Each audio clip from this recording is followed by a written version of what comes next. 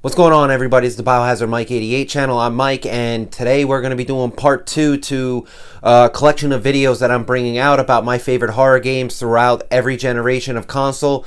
Last week I started off with my most anticipated horror games of 2020, so now I'm getting into the PlayStation 4 era. And when I do these videos, I want everybody to know that if it's a remastered game, I'm not going to add it onto that list. Say, like, for example, the Resident Evil Origins Collection, one of my favorite games on the PlayStation 4 to go through. I'm not going to count that towards the PlayStation 4 era. I'm going to count that as more towards the era it came out in, as everybody knows that the Resident Evil remake came out during the GameCube era. So if that makes my list, that's where a game like that's going to be. It's going to be for the original console it came out for. These are games that were made for during the PlayStation 4 era. And that's how I want to keep my list. So if you see some games and you're wondering, like, oh, why didn't he add that game? It's such a great game.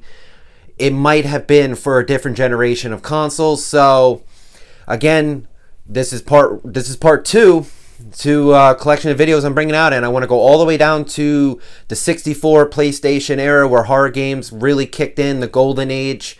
So let's get into it right now with my favorite PlayStation 4 horror games.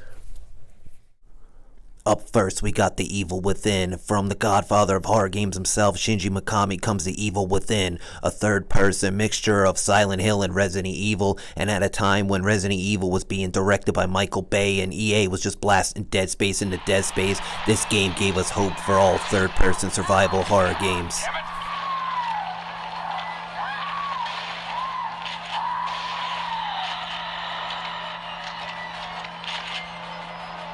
Let's continue with the sequel, Evil Within 2. Set 3 years after the events of the first game sees Sebastian go back into STEM to find his missing daughter.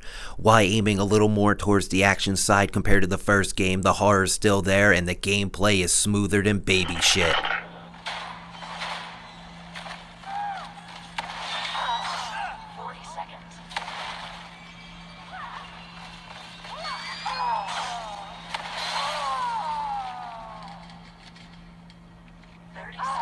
Next up, we got Outlast Trinity. The box set that includes the first one is DLC Whistleblower and Part 2.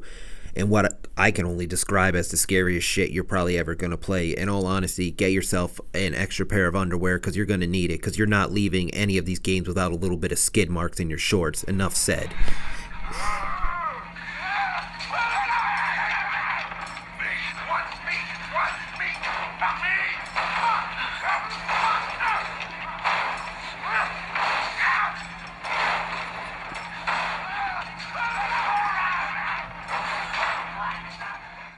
Remothered, Tormented Fathers.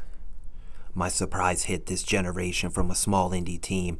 This is the first in a planned trilogy as it brings back that classic clock tower feeling as you're a helpless victim being hunted by 3 stalkers through a dark mansion.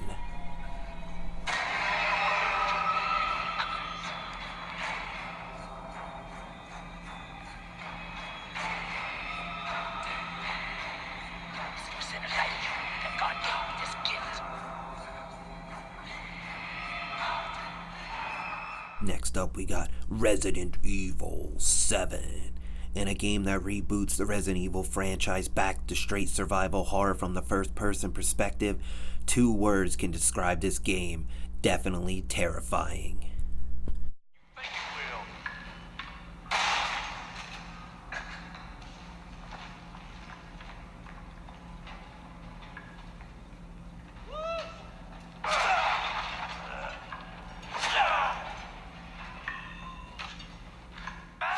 Resident Evil 2.